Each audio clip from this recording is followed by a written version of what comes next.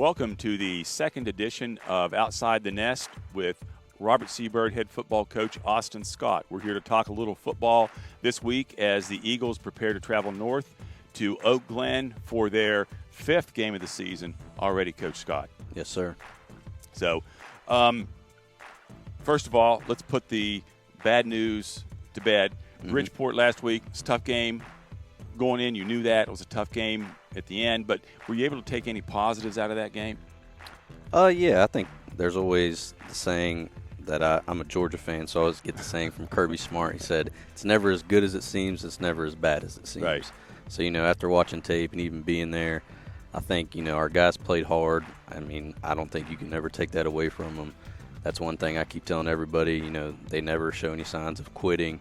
They play hard, they play all the way through it, win or lose.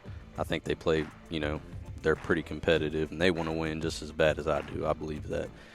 We didn't have penalties. I don't think that killed us. It was really just, I think our guys were a little overmatched. I think we're just showing our youth every week. It shows up when you play a good football team and a good program. And I told those guys, and I think it's more of a program loss than it's a team or an individual thing. I think we're just not there as a program yet. Our guys, I told them they need to focus on football, year round, if they want to be able to compete with teams like that. Yeah, it's important to stay even keel, not get too high, not get too low, because there's always going to be a hill, but there's always going to be also always going to be a valley. Absolutely. Eventually. Yep. So let's forget about the Indians for a minute. Talk about Oak Glen. You travel there tomorrow. You're going to leave about 1:30 for a 7 o'clock game. What do you expect out of Oak Glen? I told our guys the other day, a few years ago, we were about to go play them in the playoffs, so they're not very, far behind as we are as a program. We've had some success in the past, and they have too.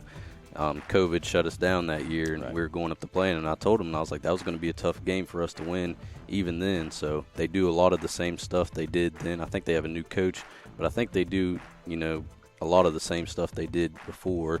They're kind of like a wing T team. They use a lot of motion on offense, and, they play hard, and they just got their first win, so they're hungry for more as well.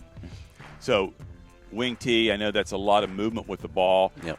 It was difficult last week even for us up in the press box to pick out who was going to get the ball in the Bridgeport offense. And as we're interrupted by a fly here, who was going to get the ball in the Bridgeport offense and how many times they pitched it in the backfield before they actually started to run their play. So hopefully that gave you a little bit of experience going into this week. Yeah, we always tell our guys on defense, it's very important to be disciplined before the ball's even snapped. Make sure your eyes are in the right place, make sure you're in the right stance.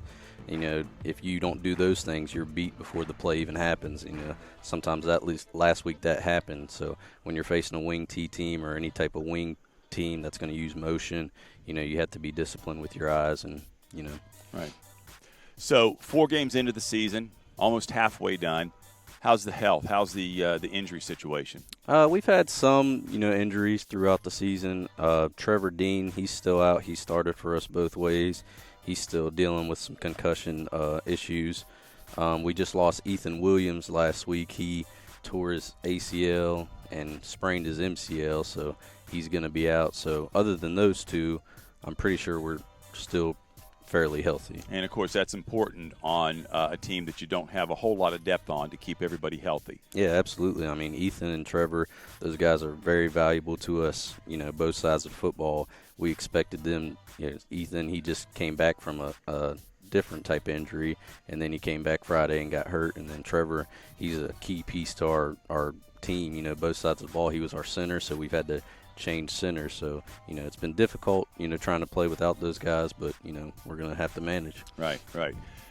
Again, almost halfway through the season, you begin to see some trends, things like that. Do you see anybody that's making steady progress, anybody that's ahead of where you thought they might be at this point?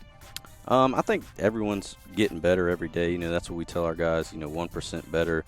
As far as, standing out, I'd have to say, the younger guys like Deegan Barnett, he's been thrusted into the position he's in. He's now taking some reps at fullback for us. That's a difficult thing as a freshman. Junior Smith, we moved him to quarterback, and he's getting better every day.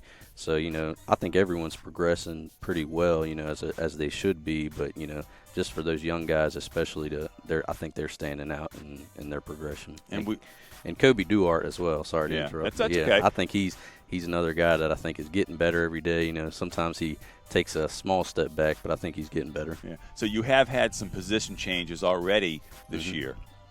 Yeah, we had to move Armando Montero, before he was starting the year at tight end for us, and then we moved him to center because he's a guy that he's pretty strong and can manage that position.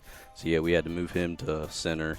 And like we said, we made a quarterback change, and we kind of swapped Junior Smith and Rylan Rock. Good. Well, Coach, we want to wish you all the best of luck tomorrow, and hopefully you can bring your first victory of your coaching career back to Clarksburg. Absolutely. That's always the plan. Get ready for homecoming next week. Yeah, absolutely. So good luck. Have a safe trip up and a safe trip back. Thank you. For Outside the Nest, along with Coach Scott and our producer, David Oliverio, this is John Griffin.